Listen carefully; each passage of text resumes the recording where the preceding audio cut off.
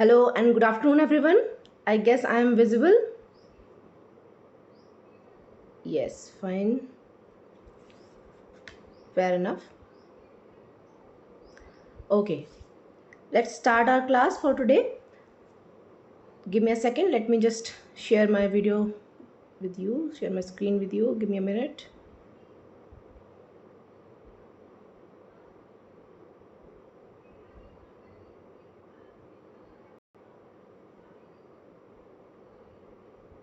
Yes. I guess I am visible and audible to everyone.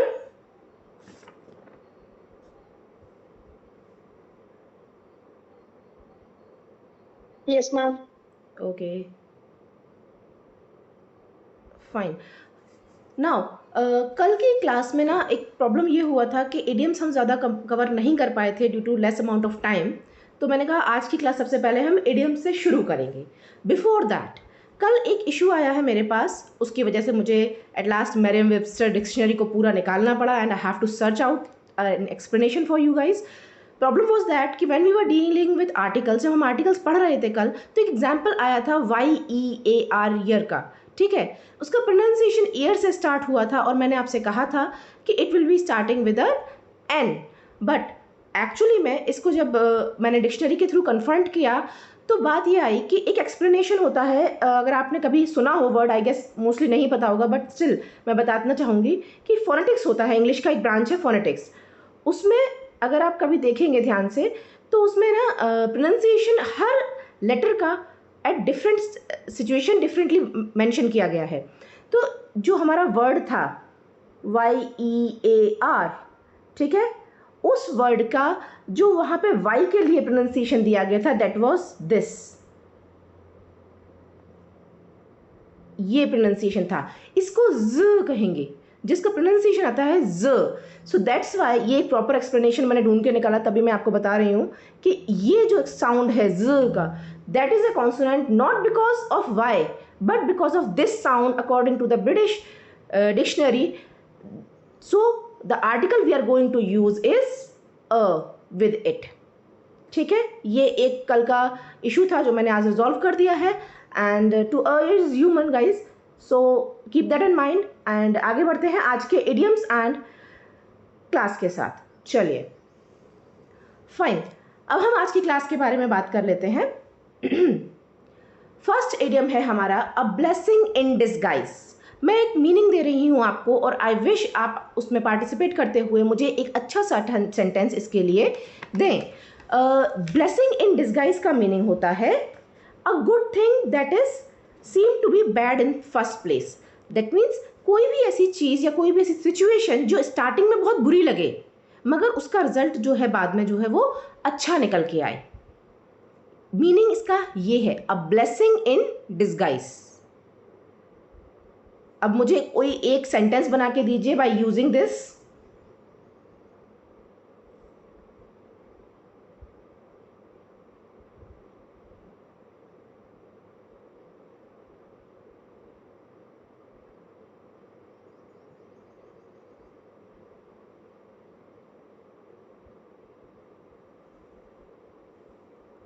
Yes.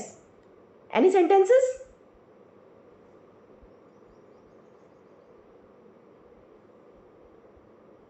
I'm waiting, guys. चलिए एक sentence मैं देती हूँ आपको, फिर मे बी आपको उसको आइडिया लग जाए। First sentence is losing my job was a blessing in disguise as it allowed me to pursue my passion for writing. Losing my job was a blessing in disguise as it allowed me to pursue my passion for writing. Meaning क्या हुआ sentence का कि भाई मेरा job चला गया, it was a good thing, क्योंकि इसने मुझे अलाउ किया, मुझे अवेकन किया कि मैं अपना जो मेरा पैशन है राइटिंग के लिए उसको परस्यू कर पाऊँ, उसको आगे बढ़ा पाऊँ। So such type of sentences we can use. Anyone? चलिए कोई बात नहीं, आगे बढ़ते हैं, नेक्स्ट सेंटेंस की तरफ बढ़ते हैं।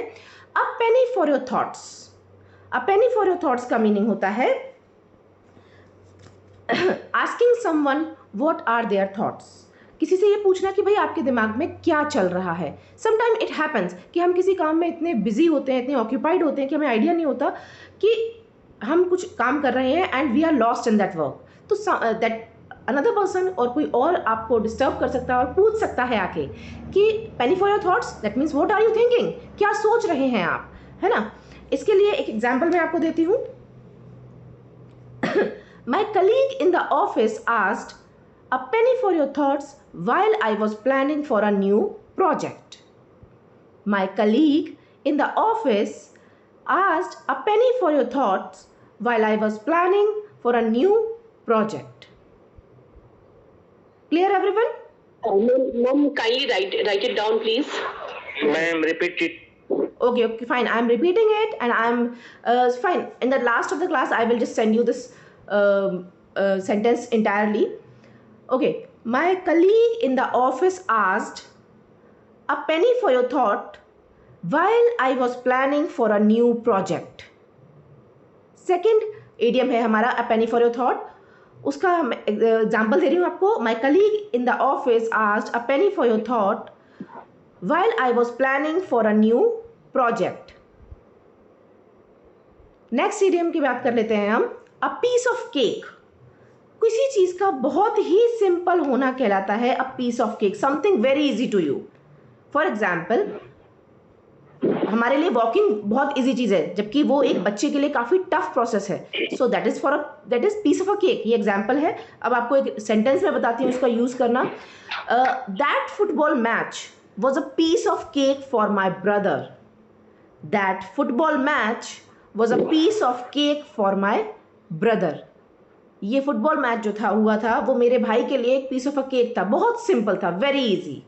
अ piece of a cake. Next, a slap on the wrist. Slap on the wrist का मतलब होता है बहुत ही कम पनिशमेंट मिलना, बहुत ही साधारण सा पनिशमेंट मिलना. Ma'am, can you write down the meaning, please? हाँ, I am writing down the meaning. Give me a minute.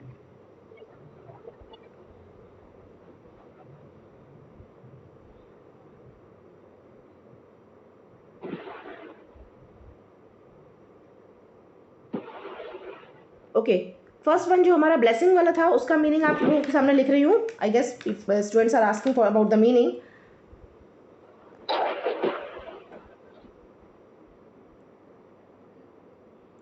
A good thing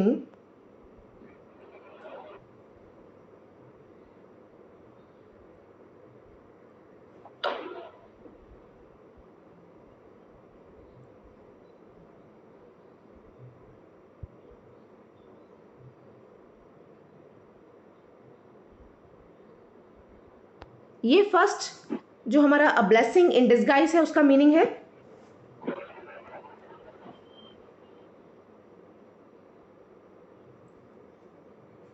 इसका एग्जाम्पल भी लिख देती हूँ. आई गेस आपको प्रॉब्लम होगी बाद में. मैम, इसके नोट्स नहीं मिलेंगे क्या? बेटा नोट्स आपको मैं डिक्टेट करूंगी. अभी आर्टिकल्स के भी नोट्स इस क्लास के बाद, मतलब ये जो हमारे इडियम्स हैं इसके बाद स्टार्ट होंगे. और जो मैं आपको स्क्रीन पे शो कर रही हूँ इनको आपको नोट डाउन करना पड़ेगा. एग्जाम्पल्स मैं आपको बताती जा रही हूँ, सभी लोग एक्सप्लेन भी करते जा रहे हैं. So in this manner we will move on. ठीक है. इसका एग्जाम्पल लिख रही हूँ.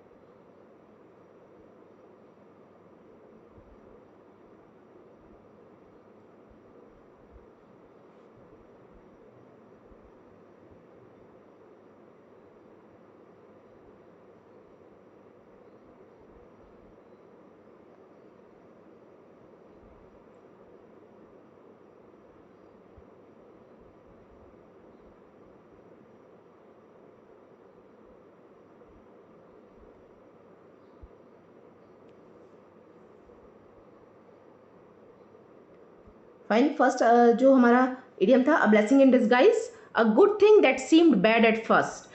एग्जाम्पल है, losing my job was a blessing in disguise as it allowed me to pursue my passion for writing. Next की तरफ बढ़ते हैं. A penny for your thought.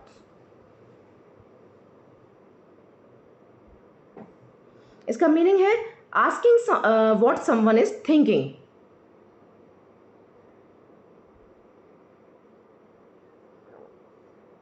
Asking what someone is thinking.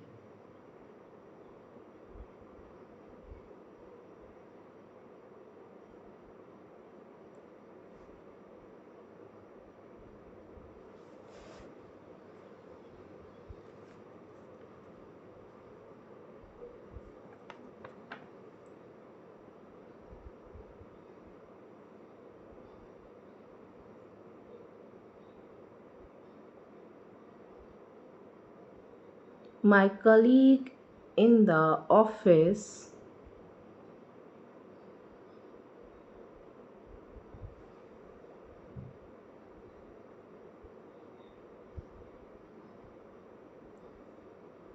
asked a penny for your thoughts.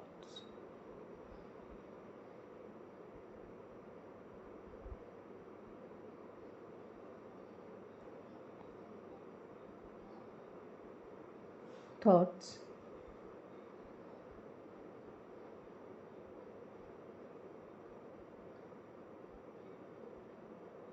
While I was planning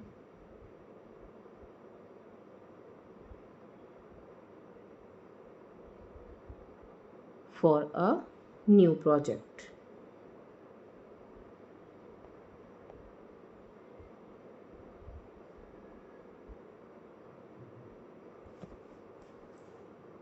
second one completed. Third one की तरफ बढ़ते हैं.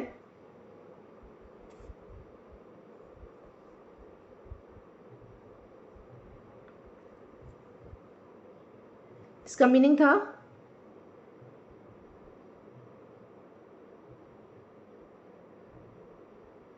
something very simple.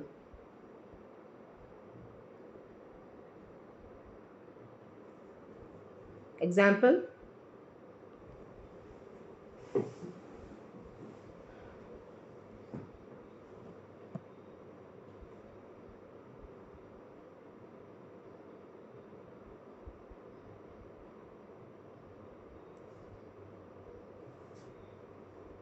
that football match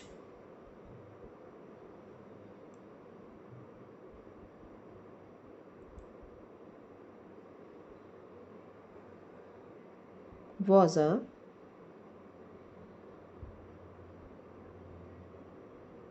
piece of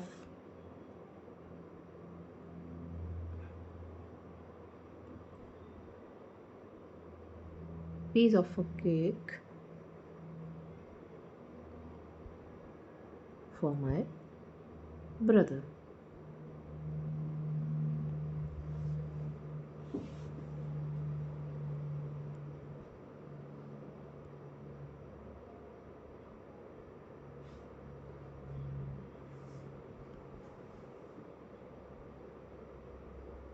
Next one,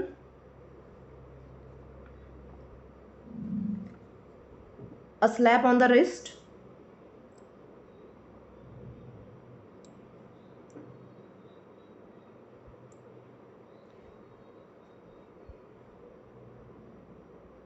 इसका meaning होगा very less punishment.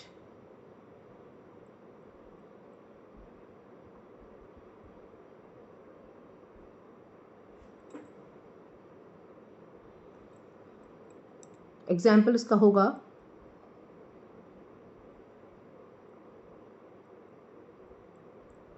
Governments own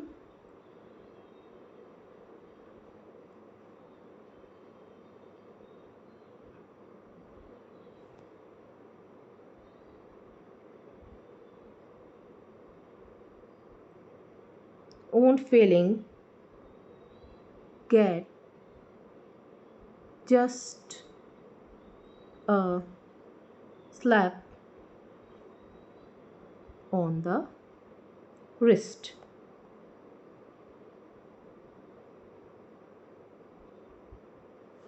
Yes. Moving on to the last one. A taste of your own medicine.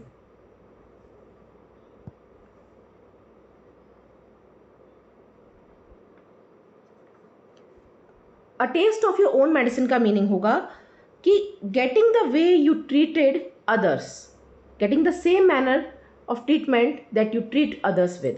ठीक है, मतलब जैसा आप लोगों के साथ बिहेवियर शो करते हैं वैसा आपके साथ होना. A test of your own medicine. Example क्या होगा इसका?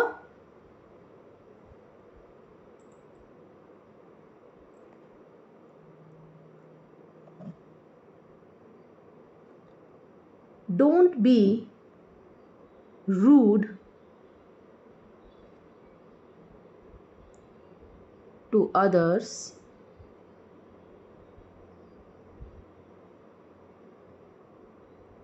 You won't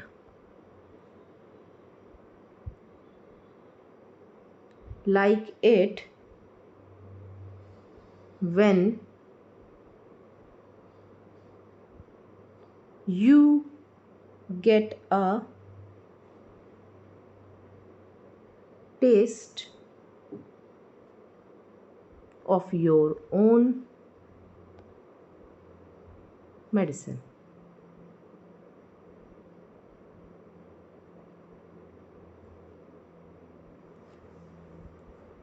फाइन, ये हमारे आज के 5 इडियम्स कंप्लीट हो जाते हैं.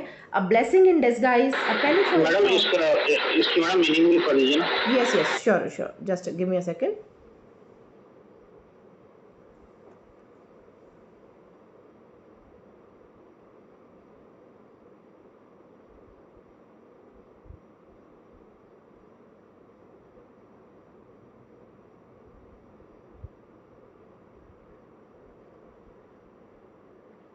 Getting treated the way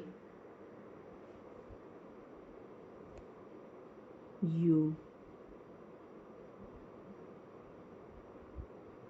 treated others.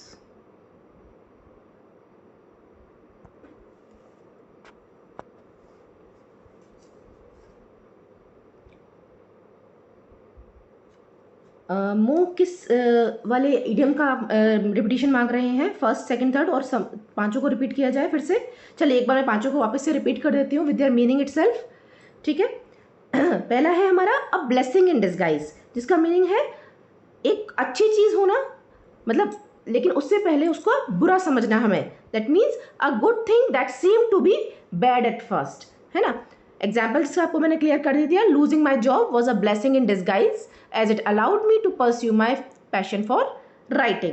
Next one है penny for your thoughts. That means asking someone what someone is thinking. सामने वाले से पूछना कि क्या सोच रहे हैं आप. इसका एग्जाम्पल मैंने आपको दिया. My colleague in the office asked a penny for your thoughts while I was planning for a new project. Next one is a piece of a cake. A piece of a cake का meaning होता है something very easy. ठीक है. That football match was a piece of a cake for my brother. वो football match मेरे भाई के लिए piece of a cake था. आगे बात करते हैं. Next one, slap on the wrist. slap on the wrist का मतलब होता है very less amount of punishment. ठीक है. तो एग्जाम्पल इसका है governments own failing get just a slap on the wrist. Government की जो भी खुद की कमियां, गलतियां, प्रॉब्लम्स होती हैं उन या जो भी फॉल्ट्स होते हैं वो सिर्फ क्या उनको क्या मिलता है उसके लिए? Slap on the wrist. Very humble punishment, बहुत सॉफ्ट सा पनिशमेंट. ठीक है. Next one is a test of your own medicine getting treated the way you treat others. इसका एग्जाम्पल है don't be rude to others, you won't like it when you get the test of your own medicine. Meaning क्या है कि जैसा आप दूसरों को treat करते हैं वैसा ट्रीटमेंट आपके साथ होना. A test of your own medicine. Am I clear to you all?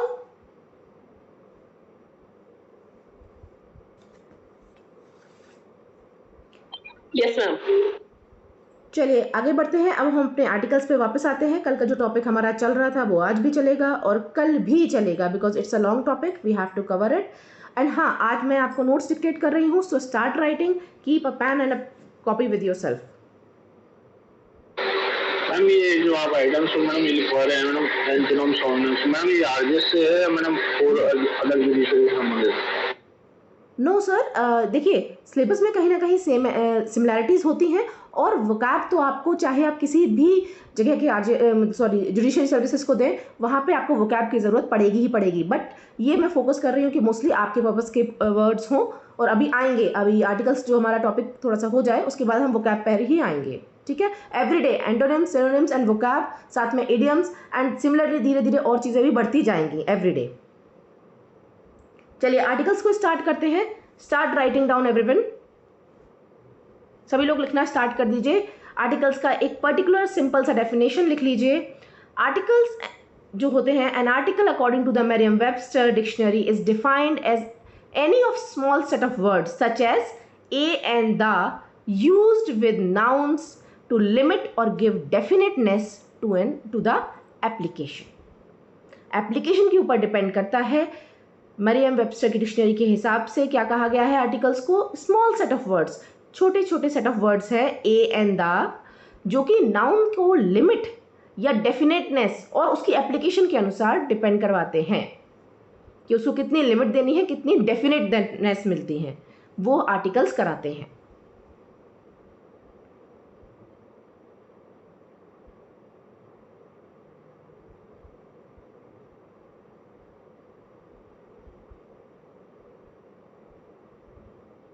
Written everyone, ये आपने लिख लिया है कि नहीं?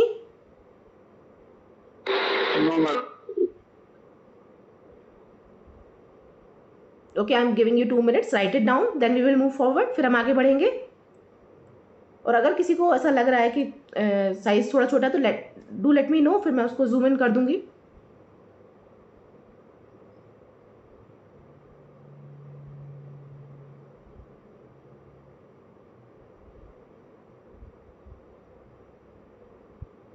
Done, ma'am. Good good Himanshu, yes ma'am, हो गया मैम। ठीक है, ओके ओके, चलिए आगे बढ़ते हैं। नेक्स्ट पॉइंट पे आते हैं। नेक्स्ट पॉइंट क्या कहता है, देखिए मैंने आपसे कहा था कि हमारा टॉपिक क्या है, आर्टिकल्स एंड डिटरमाइनर्स। इसके बाद हम उन्हें शुरू करेंगे, मगर एक बात ध्यान रखिएगा, डिटरमाइनर्स में आर्टिकल्स आते हैं। डिटरमाइनर्स की फर्स्ट यूनिट आर्टिकल्स ही है, इसलिए मैंने यहाँ पे मेंशन कर दिया है, आर्टिकल्स आर ऑल्सो डिटरमाइनर्स।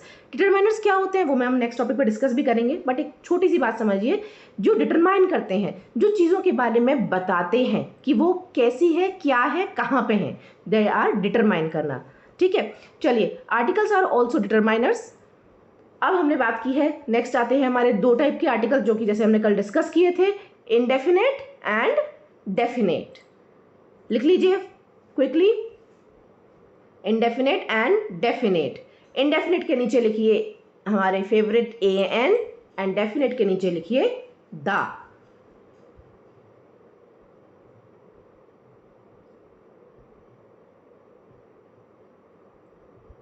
अच्छा, आपको एक क्विक छोटी सी टिप बताती हूँ। दा और दी, आपने कई बार ये वेरिएशन सुना होगा, दा और दी, तो मैम कहाँ दा यूज़ करना है, कहाँ दी यूज़ करना है, और क्यों ये एग्जिस्ट करते हैं। सिंपली इसका एक्सप्लेनेशन ये होता है, जब हम वॉल्स यूज़ करते हैं AEIOU, तो उनके साथ जब दा यूज़ किया जाता है तो उसे दी कहा जाता है, ठीक है। जैसे दी एंड, आपने मूवीज़ के एंड में देखा होगा दी एंड लिखा होता है, उसे दा एंड नहीं पढ़ते, हम दी एंड पढ़ते हैं। And apart from that consonants के साथ हम इजीली दा को यूज़ करते हैं। तो ये टिप थी प्रोनाउंसिएशन की, याद रखिएगा, लाइफ में काम आती है कभी ना कभी।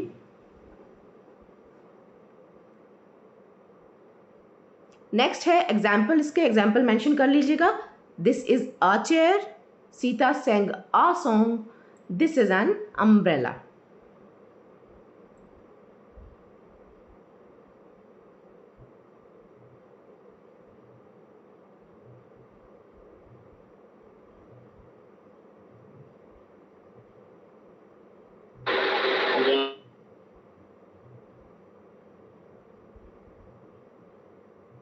Done, ma'am.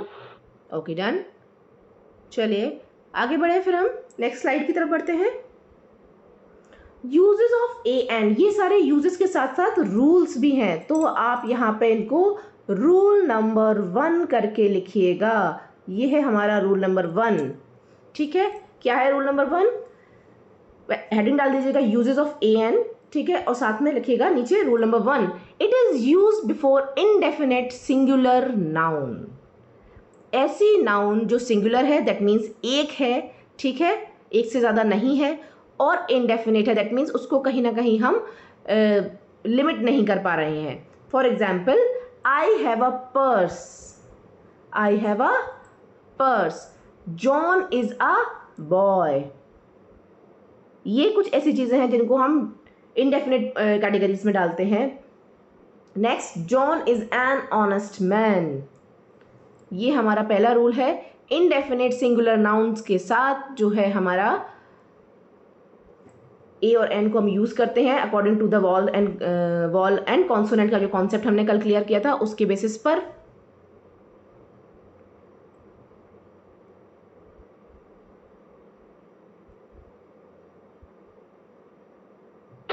मैडम आपने इंडेफिनेट इसको उठा दिया था मैम, जॉन तो लड़का है तो मैम इंडेफिनेट नहीं होगा?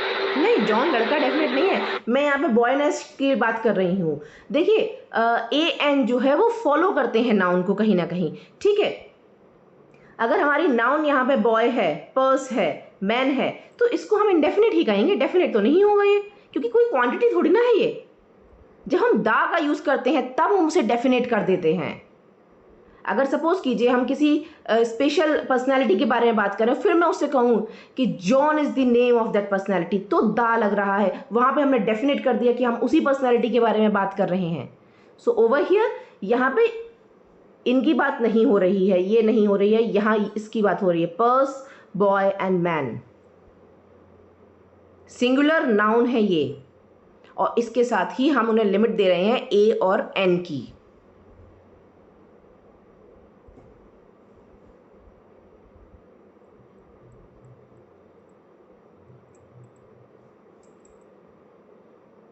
Done ma'am, written. डन, ठीक है, आगे बढ़ते हैं नेक्स्ट स्लाइड की तरफ, नेक्स्ट रूल की तरफ।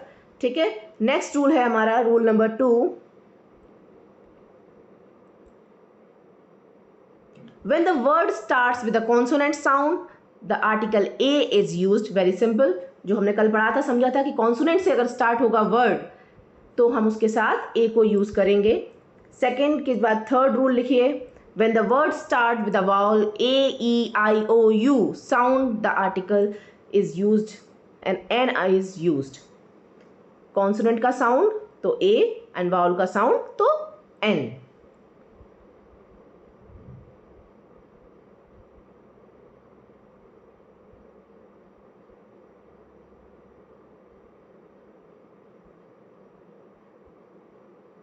एग्जाम्पल मेंशन है, she has a car, consonant, John is an intelligent person, vowel।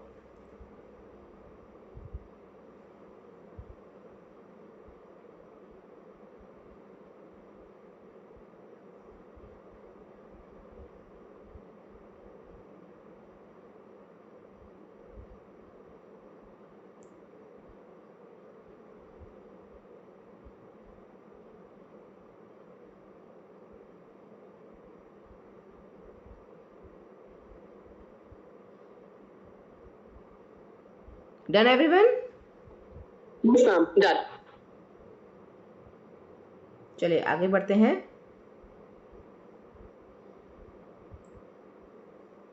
Articles की कंटिन्यूशन में है हमारे पास कुछ स्पेसिफिक यूजेस भी होते हैं, उनको भी मैं बता दूं आपको। फर्स्ट इज, उसी को आप से कंटिन्यूशन में रखिएगा, इसको फोर्थ रूल कर दीजिए, ठीक है, कंफ्यूज मत मतलब अपने आप को कीजिएगा, ठीक है। 1 2 3 एंड फोर्थ वन, ठीक है। The spelling of a word is not important but the first sound of pronunciation is important. वही प्रॉब्लम, वही सिचुएशन, भाई spelling of the word is not important, भाई स्पेलिंग मतलब मैटर नहीं करती है, मैटर क्या करता है, साउंड।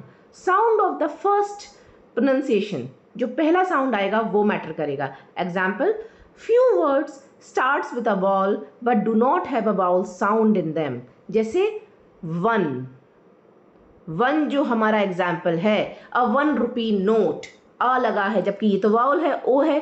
बट इसका साउंड क्या आ रहा है, वन, वन, जो कि कुछ कुछ ऐसा साउंड कर रहा है, वन, डब्ल्यू, ये साउंड हमें आ रहा है, इसी वजह से यहाँ पे ए का यूज किया गया है, one, a 1 rupee note, a 1 rupee note.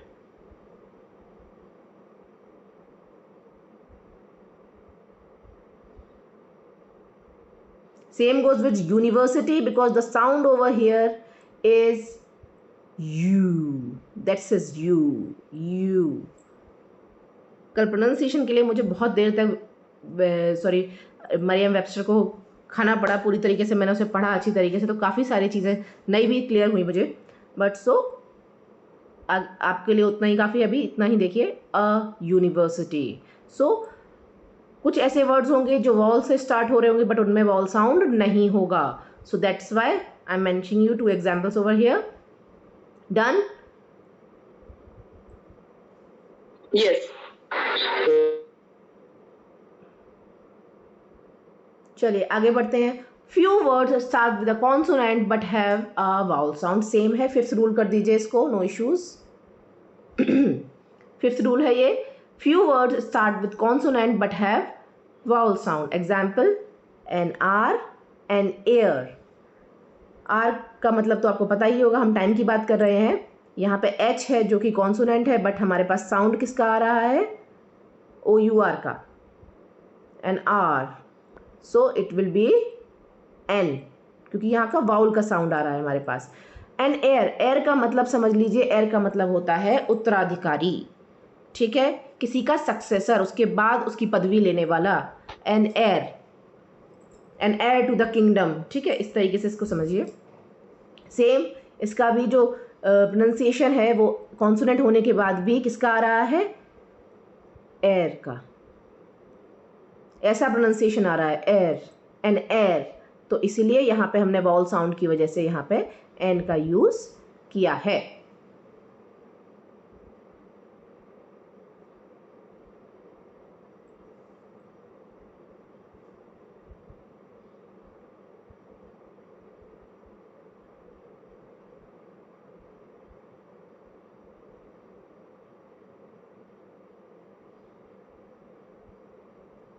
Done everyone? Done. Yes. Okay, next one. How many rules we have done? 5. Sixth rule लीजिए, in exclamatory sentences before singular countable noun we use a or n. Exclamatory sentences, वो sentences जो कि sudden strong emotion हमारा बाहर लेके आते हैं। आपने सेंटेंसेस और उनके टाइप्स में ये पढ़ा होगा, सेंटेंसेस हमारे पास 4 to 5 टाइप्स के सेंटेंसेस थे on the basis of their function, ठीक है, इंटेरोगेटिव, डिक्लेरेटिव, इम्पेरेटिव, ऑप्टेटिव, ये सारे सेंटेंस आपने देखे होंगे। उसमें ही एक सेंटेंस होता है एक्सक्लेमेटरी सेंटेंस, जिसमें हम हमारा एक स्ट्रॉन्ग इमोशन जो है सडनली अपीयर करता है सेंटेंस में। जैसे व्हाट अ ग्रैंड बिल्डिंग, अगर आपने कोई बहुत शानदार एकदम बिल्डिंग देखी है तो आपके मुंह से एकदम से निकलेगा कि भाई व्हाट अ ग्रैंड बिल्डिंग, कितनी खूबसूरत है ये, what a beautiful view. So over here we use our article. Articles के तो यूज हम देख रहे हैं, इंडेफिनिट आर्टिकल्स के यूजेस चल रहे हैं। तो सिक्स्थ रूल हमारा जो है कहाँ यूज होता है, with exclamatory sentences before singular countable noun. Buildings को हम काउंटेबल कर सकते हैं।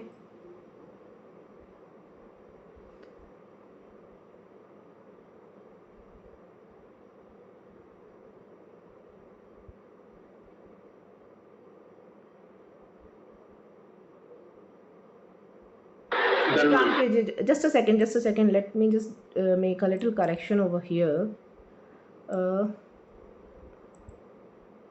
इसको व्यू को हटा दीजिए, इसकी जगह पिक्चर कर दीजिए, एनी पिक्चर, PUCTURE, पिक्चर, क्योंकि व्यू जो है वो काउंटेबल नाउन नहीं होगा, ठीक है, इसलिए पिक्चर कर दीजिए। पिक्चर तो कितनी भी सारी हो सकती है हमारे पास, काउंट कर सकते हैं हम उन्हें actually.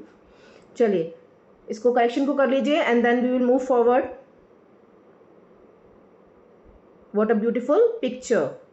Next is 7th rule with specific phrases, कुछ स्पेसिफिक फ्रेजेस के साथ भी हम आर्टिकल्स को यूज करते हैं. कैसे? A short while ago, tell a lie, keep a secret, at a discount, in a fix. A short while ago का मतलब होता है कुछ समय पहले. टेल अ लाई का मतलब होता है झूठ बोलना. ठीक है. कीप अ सीक्रेट मतलब अपने पास एक सीक्रेट को रखना, रहस्य को छुपा के रखना. एट अ डिस्काउंट मतलब कम प्राइस में मिलना. इन अ फिक्स का मतलब होता है in a problem. Fix over here means problem, ये ध्यान रखिएगा. Problem. In a fix means in a problem, in a situation. ठीक है. तो इस जगहों पे भी हमारा जो है आर्टिकल, इंडेफिनिट आर्टिकल हम यूज करते हैं. नेक्स्ट इज 8th रूल हमारा. In the case where a singular countable noun is represents a whole class, a countable noun represents a whole class. ठीक है. Represents a whole class. For example, a father deserves to be respected by the family. अब यहाँ पे father की वजह से या FA की वजह से ही नहीं, A आया है यहाँ पे. यहाँ father जो है पूरी कैटेगरी, पूरी क्लास ऑफ फादर को रिप्रेजेंट कर रहा है ना. पिता एक का नहीं, सभी के पिता जो हैं उनको अपनी फैमिली में रिस्पेक्ट मिलनी चाहिए, वो डिजर्व करते हैं रिस्पेक्ट को. सो अ फादर डिजर्व, क्योंकि यहाँ पे जो फादर हैं वो होल क्लास को, मतलब क्लास मतलब पूरी कैटेगरी को रिप्रेजेंट कर रहे हैं. ठीक है. अ पेट नीड्स लव. ठीक है. अगर मैं एक और एग्जांपल दूं, अ पेट, पेट मतलब जो हम पेट एनिमल्स अपने घर में रखते हैं, कुत्ता बिल्ली तोता जो भी रखो आप. सो अ पेट एनिमल डिजर्व्स लव. ठीक है. तो यहाँ भी जो पेट है वो अकेला एक एनिमल या एक वैरायटी ऑफ एनिमल नहीं, कोई भी पेट हो आपके घर में, उसको हमने डिफाइन और लिमिट लगाई है किसकी? ए की. दैट मीन्स उसमें हमने आर्टिकल का यूज किया है.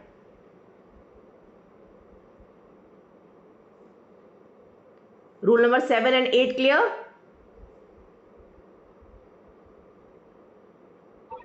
Yes, ma'am. Clear. ठीक है. I am moving forward with the next slide. चलिए continue. Okay. Rule number 9. With the units of price, speed, ratio and also with certain numbers. इसका meaning कैसे समझ में आएगा? एग्जाम्पल से समझते हैं इनको. This car gives 20 kilometres a litre. ये रहा हमारा आर्टिकल, 20 किलोमीटर्स अ लीटर. ठीक है. I have 100 pens. I have 100 pens. 100 हो गया आपका. ठीक है. अकेली 100 की बात नहीं कर रही हूँ मैं, मिलियन, बिलियन, थाउजेंड्स की भी बात कर रही हूँ, तो उसके साथ भी अ का आप यूज करेंगे. क्लियर? 100, मिलियन, थाउजेंड, बिलियन, ये सब के साथ आपका जो है आर्टिकल आएगा ही आएगा. आई हैव 100 पेन्स नहीं करेंगे, I have 100 pens. Correct sentence क्या होगा? I have 100 pens. She has purchased a dozen eggs. A dozen eggs. Write it down.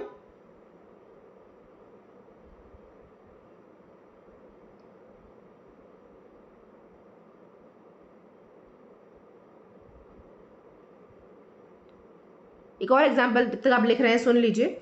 She has to walk 2.5 kilometres daily. ठीक है. She has to walk 2.5 kilometres daily. तो इस तरीके के जितने भी एग्जाम्पल्स होंगे उनमें भी आपको इस टाइप के आर्टिकल्स देखने को मिलेंगे.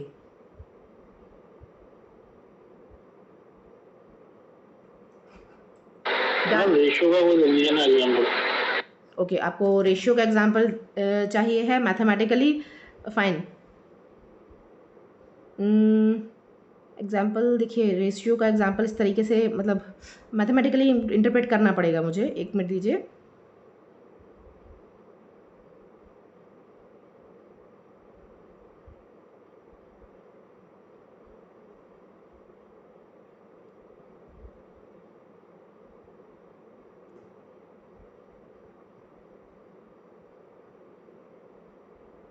यहाँ पे रेशियो को आप ना इस तरीके से समझिए, जैसे आप किसी चीज़ को डिश बनाते हैं, कभी कोई चीज़ डिश बनाते हैं तो हम उसमें इंग्रेडिएंट्स यूज़ करते हैं. तो अगर सपोज कीजिए हम केक बना रहे हैं तो इस तरह से सेंटेंस हमको यूज कर सकते हैं, a ratio of, let me write it down,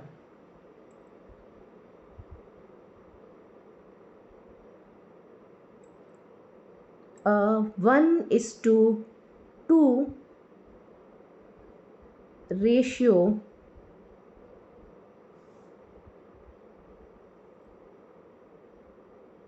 of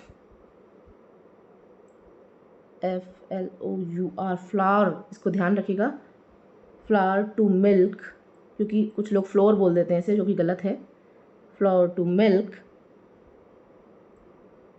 a ratio of a 1:2 ratio of flour to milk is used in cake.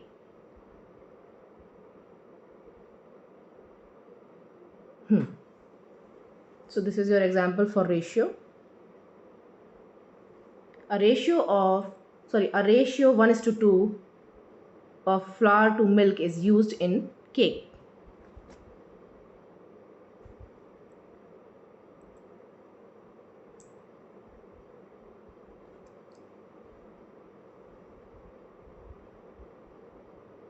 लेकिन ध्यान रखिएगा लिखा ही ऐसे ही जाएगा, इसको 1:2 को आप ऐसे ही लिखेंगे.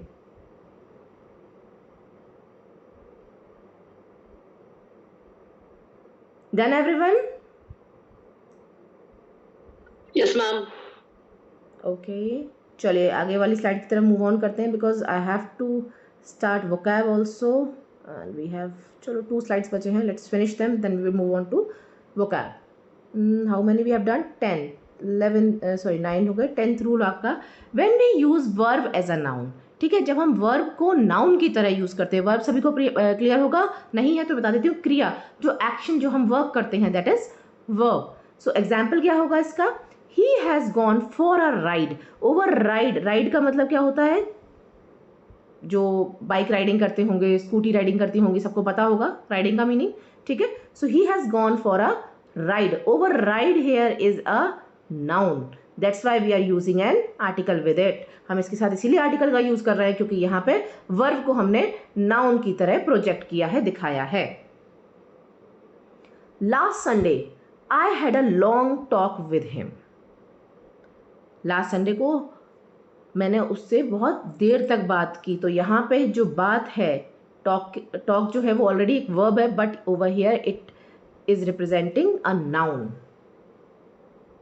That's why we have used an article with that.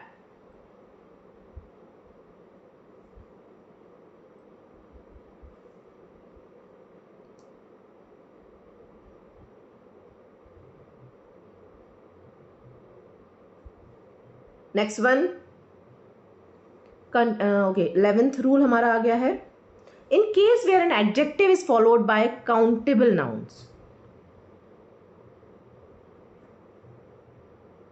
देखिए यहाँ पे एडजेक्टिव आपका हार्ड है, वर्किंग गर्ल है.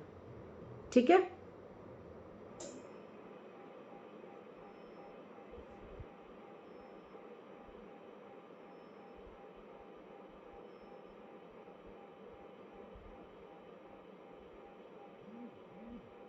Done everyone?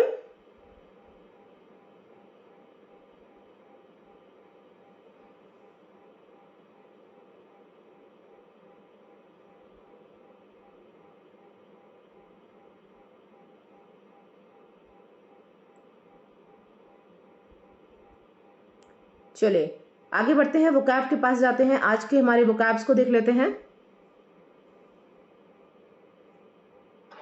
मैम स्टार्टिंग में जो ईयर का आप एग्जांपल दे रही थी, उसके और एग्जांपल्स दे सकती हैं क्या? फोनेटिक्स करके जो, हाँ, फोनेटिक्स के एग्जाम्पल्स दे तो सकती हूँ. ओके, काम करते हैं ना, कल भी हमारी क्लास होनी बेटा, मैं कुछ एग्जाम्पल की एक लिस्ट ही ले आती हूँ आपके पास. I will show you the list itself, because आज के हमारे वोकैब रह जाएंगे मेरे पास एटलीस्ट 9 to 10 मिनट्स हैं. Let me just quickly go to the vocab section, है ना? ओके. चलिए कल मैं आपको लिस्ट देती हूँ, नो इश्यूज, है ना? चलिए आज के हमारे वोकैब के वर्ड्स रहेंगे. पहला वर्ड रहेगा unrelenting. UNRELENTING.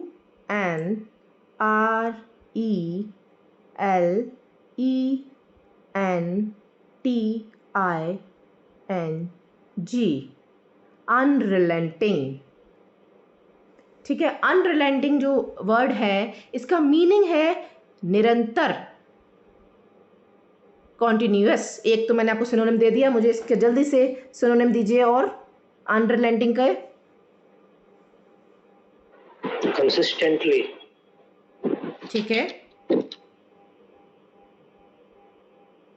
Student, try writing it down. और एक दो दीजिए इसके क्या नाम है सिनोनिम्स को प्लीज, जल्दी जल्दी।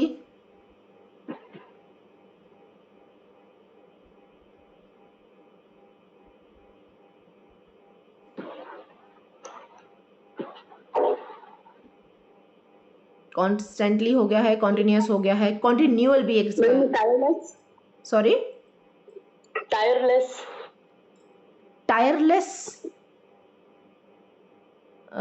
Tireless is not appropriate over here. Tireless नहीं लगेगा इसका मीनिंग, इसमें उसमें कॉन्टिन्यूअस में नहीं आएगा। या तो फिर इसका वो चेंज कीजिए आप फिर। टायरलेसली फिर तो थकान से हो रहा है ना टायर, तो टायर का रूट वर्ड क्या है? थकान। That means tire root word है ना। फिर आप कह रही हैं टायरलेस। नो, कुछ और ट्राई कीजिए। चलिए, हमारे पास 3 तो आ ही चुके हैं। कांस्टेंट मैम स्टबन हो सकता है क्या? स्टबन। मैडम कांस्टेंट हो गया, हाँ बिल्कुल, इंसिडेंट हो गया। हाँ कांस्टेंट कॉन्टिन्यूअस हो चुका है। ठीक है, कॉन्टिन्यूअस हो गया, कांस्टेंट कॉन्टिन्यूअस। अनसीजिंग। कॉन्टिन्यूअल भी एक अनसीजिंग। अन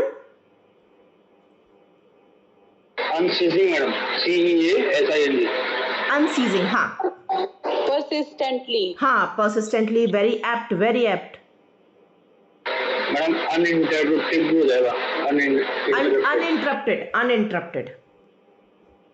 ठीक है, चलिए काफी सारे हमारे पास ये हो चुके हैं सिनोनिम्स। अब एंटोनिम पे आते हैं, जल्दी से एंटोनिम दीजिए मुझे इसके।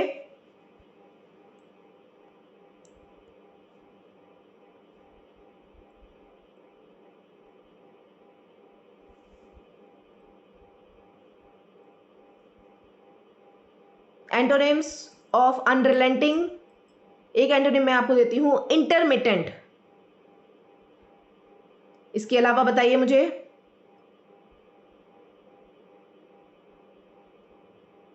Madam disconnected.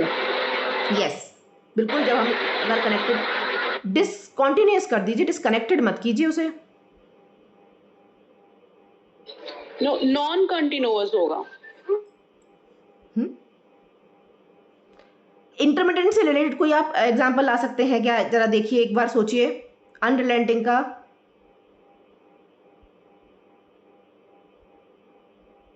रिलेंटिंग। Madam sporadic.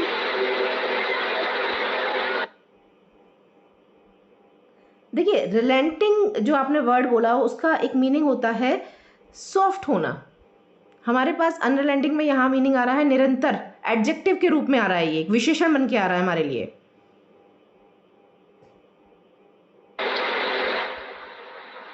हमें एडजेक्टिव चाहिए। मैम स्पोरेडिक नहीं चलता, SPORADIC।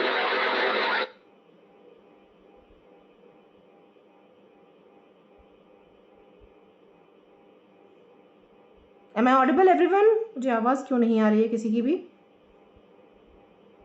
Ma'am now you are audible. Okay okay, ठीक है। आप अभी, मेरे पास अभी किसी की आवाज़ नहीं आई है। चलिए, जो आई है वो उसके हिसाब से मैं बता रही हूँ आपको। एक लिख लीजिए, intermittent.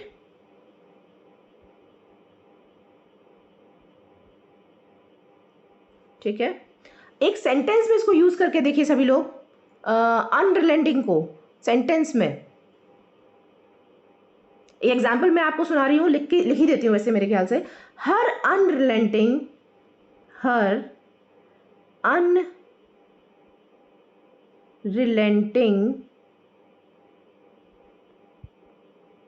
efforts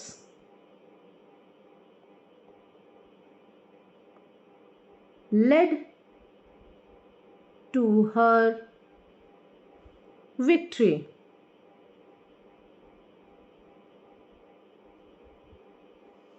her unrelenting efforts led to her victory, उसकी कॉन्टिन्यूस एफर्ट्स की वजह से उसको विजय प्राप्त हुई या विजय के पास पहुंच गई, वो जीत के पास। ठीक है, चलिए, her unrelenting efforts led to her victory. Unrelenting word हो गया निरंतर, इसके सिनोनिम्स हो गए कांस्टेंट, कॉन्टिन्यूस, एंटोनिम हो गया intermittent.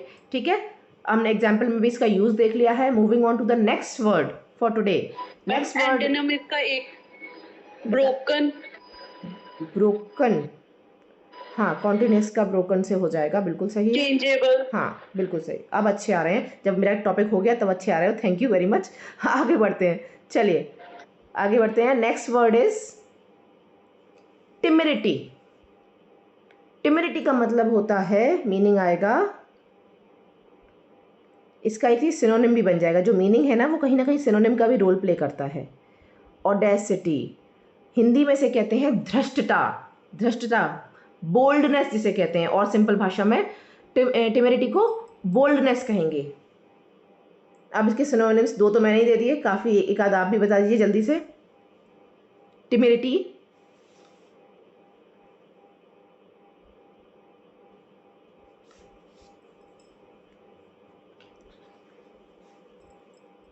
Synonyms, टिमिरिटी, audacity, धृष्टता, boldness.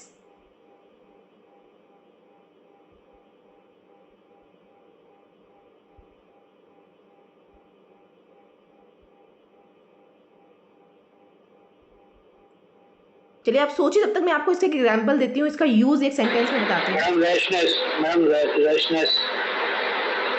Sorry, आपका प्रोनाउंसिएशन क्लियर नहीं था। Restless, rash, RASH, rashness. Rashness, okay, ठीक है, राइट। एंटोनिम बताइए फिर इसका।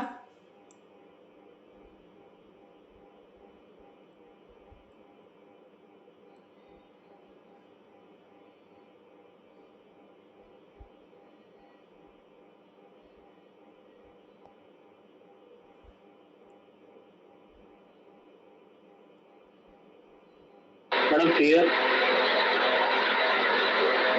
फियर, नो, फियर नहीं होगा, उससे कुछ रिलेट करता ही होगा। Caution madam. कॉशियस, टिमिरिटी का एंटोनिम आप कह रहे हैं कॉशियस। देखिए, टिमिरिटी का मतलब होता है हद से ज़्यादा कॉन्फिडेंस, एक तरह से क्या कहते हैं, मतलब बहुत एक्सट्रीम कॉन्फिडेंट बिहेवियर को हम टिमिरिटी कहेंगे, है ना। मैडम बोल्डनेस और ऑडेसिटी को दोनों को तो बिल्कुल, बोल्डनेस, बोल्डनेस इसका सिनोनिम है ही। तो बोल्डनेस का ऑपोजिट क्या होता है? शाय। हम शाइन। एग्जैक्टली, मैं यही चाह रही थी। शाइनेस, मैडम शाइनेस हो जाएगा, मॉडेस्टी हो जाएगा, बिल्कुल, ह्यूमिलिटी हो जाएगा। ये वर्ड्स का मैं वेट कर रही थी, क्योंकि अगर आप टिमिरिटी को बोल्डनेस से कनेक्ट कर रहे हैं तो फिर बोल्ड का अपोजिट तो शाय होता है ना, तो शाइनेस से बहुत अच्छा एंटोनिम निकल के आया है। वेरी नाइस, ठीक है। एग्जाम्पल मैंने आपको बताया, सॉरी बता नहीं पाई थी, सुन लीजिए एक बार। After the scolding no one had the temerity to shout again. After the scolding no one had the temerity to shout again. ठीक है, नेक्स्ट वर्ड की तरफ बढ़ते हैं हम।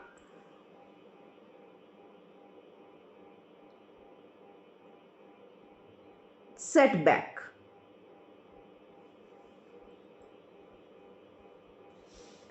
अच्छा हाँ, एक बात और, टिमिरिटी भी जो था वो नाउन था, ध्यान रखिए, ये वर्ड जो था वो नाउन था। इससे पहले अनरिलेंटिंग हमारा एडजेक्टिव था। सेटबैक भी जो है वो हमारा नाउन है। सेटबैक को हम कहेंगे प्रॉब्लम, इसका मीनिंग होगा प्रॉब्लम या किसी तरीके की रुकावट, रुकावट आना, हर्डल आना। ठीक है, सिनोनिम बताइए अब।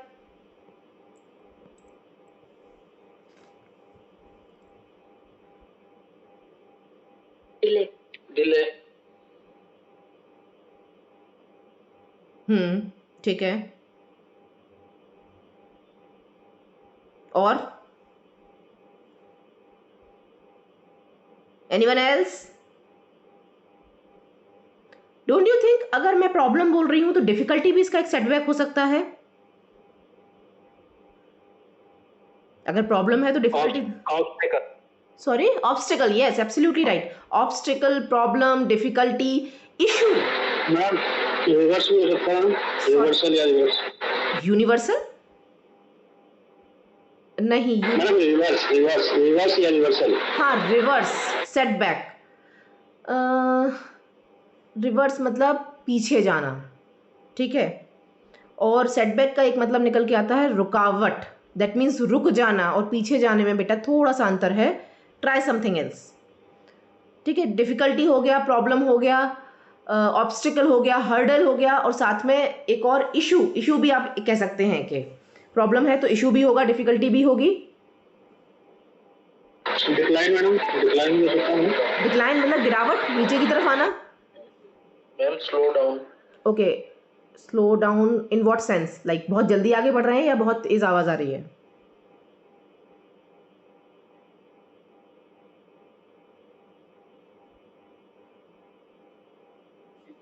Meaning ma'am.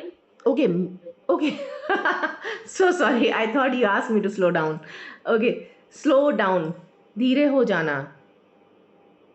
नहीं, उतना ऐप नहीं लगेगा, सिनोनिम में मज़ा नहीं मैम आएगा. डिवेल.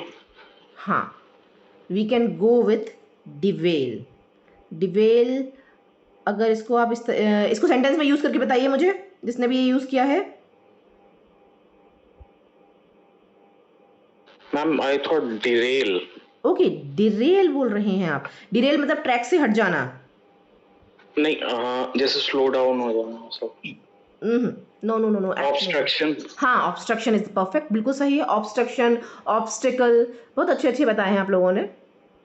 ऑब्स्ट्रक्शन, ऑब्स्टिकल, ये सब बहुत बढ़िया है. एंटोनिम बताइए अब जल्दी से, quickly. Antonym of setback.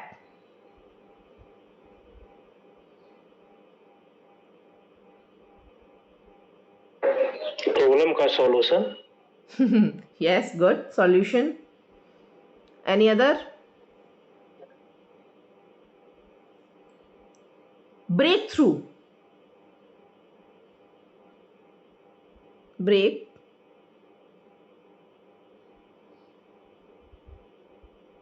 Break through, ठीक है. और इसके अलावा एक और बता रही हूँ, because I have less amount of time, so I am just suggesting you some other ones also. Step forward, एक स्टेप आगे लेना. अगर इसके लिए आप स्टेप बैकवर्ड को इसमें करेंगे यूज, तो वो गलत होगा, ध्यान रखिएगा. चलिए आगे बढ़ते हैं. सेटबैक हो गया, इसका मीनिंग है रुकावट और प्रॉब्लम. सिनोनिम्स आ गए, difficulty, obstacle, obstruction, hurdle, problem, issue. And apart from that antonym आ गया हमारे पास, solution, breakthrough, step forward. Next word की तरफ पहुंचते हैं आज के हमारे, जिसका नाम है dish. DISSEMINATION.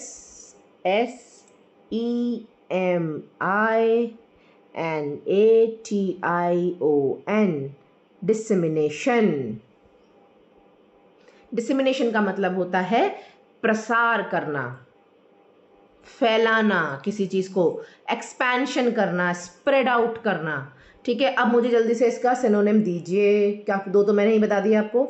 Expansion, quickly, synonyms of disseminations. Elaborate. Elaborate, very good, very nice. चलिए, elaborate हो गया. नेक्स्ट एक और बताइए जल्दी से.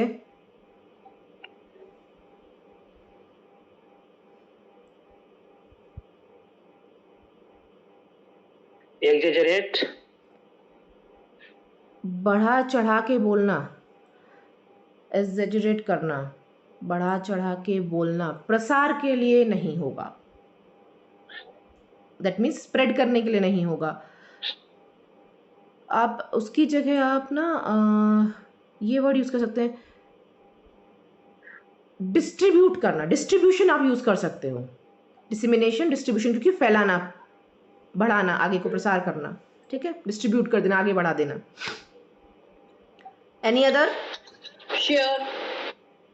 शेयर करना, प्रसार करना, डिस्ट्रीब्यूट करना, शेयर करना. ठीक है. Madam circulation. Very nice. Circulation is so perfect, बहुत अच्छा वर्ड.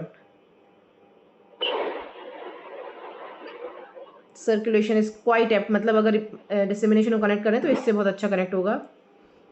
प्रोपोगेट। हाँ बिल्कुल सही, बहुत बढ़िया, प्रोपोगेट। चलिए एंटोनिम कीजिए जल्दी, सॉरी पब्लिसाइज। पब्लिकाइज करना, बहुत अच्छा वर्ड है, वेरी नाइस। ये भी आगे बढ़ाना, एलैबोरेट करने का ही एक माध्यम है, बहुत अच्छा। ठीक है आगे बढ़ते हैं, एंटोनिम बताइए क्विकली इसका एक।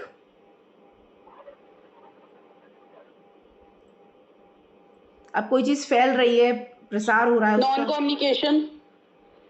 Non communication, to share, communicate का मतलब होता है to share. Non communication, non communicable, non communicable word इसका इसमें यह नाउन में फॉर्म में बदलना पड़ेगा इसको, ये डायरेक्ट ऐसा नहीं होगा ये, है ना। और सोचिए तब तक मैं इसको उसमें कन्वर्ट करती हूँ आपके लिए एक अच्छे से सेंटेंस में, आई गेस।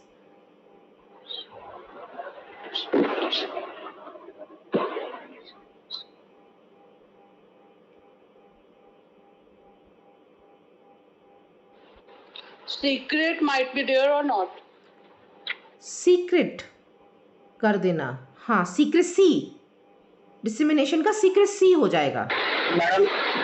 मैडम असेंबली हो जाएगा ना दोबारा, ये डिस्ट्रीब्यूट किया तो असेंबल कर दिया, असेंबली। मैम लिमिट करना, limit, limit is the word, limit हो सकता है। अभी जो एक और वर्ड मैम ने बोला वो हो सकता है असेंबली। असेंबली असेंबल करना, मतलब जोड़ना एक तरीके से एक साथ, और हमें इसका ऑपोजिट चाहिए, टोटली ऑपोजिट। सप्रेस करना हो सकता है, सप्रेस को भी आप यूज कर, सप्रेस, हाइड। हाँ एब्सोल्युटली, सप्रेस करना, हाइड करना, secrecy, these words are quite appropriate. ये हो गया, सप्रेसिंग कर लीजिए इसको, है ना, क्योंकि ओके सीक्रेसी हो गया। एक और वर्ड होता है, अगर आपने कभी सुना हो, हश कर देना, दैट मीन्स साइलेंस कर देना, HUSH, हश। ठीक है चलिए काफ़ी सारे हो चुके हैं हमारे आज के लिए सप्रेसिंग, सॉरी वोकैब के एंटोनिम्स काफ़ी सारे हो गए हैं हमारे पास। एग्जाम्पल इसका देख लीजिए, I warned against dissemination of the information, I warned against the dissemination of the information, ये इसका एग्जाम्पल होगा, इसका यूज होगा डिसेमिनेशन का। ठीक है वर्ड्स हो चुके हैं, अनरिलेंटिंग, टिमिरिटी, सेटबैक एंड डिसेमिनेशन। याद रखिएगा स्टूडेंट्स, अपने साथ लिखते जाइएगा, ये वर्ड्स का एक कलेक्शन हो जाएगा आपके पास with the end of the batch. Idioms हमारे हो चुके हैं ऑलमोस्ट 5 इडियम्स हमने आज देखे थे। Blessing in disguise, penny for your thoughts, piece of a cake, slap on the wrist and test of your own medicine. Test भी होंगे आपके क्लासेस के, याद रखिएगा, so there could be a question, इसलिए अच्छी तरह से लिखिए, ध्यान से समझिए, कोई डाउट हो तो पूछ लिया कीजिए, नो इश्यूज। चलिए take care, see you in the next class everyone, a great class today, thank you everyone. Thank you ma'am. Thank you ma'am. Thank you ma'am. Thank you ma'am.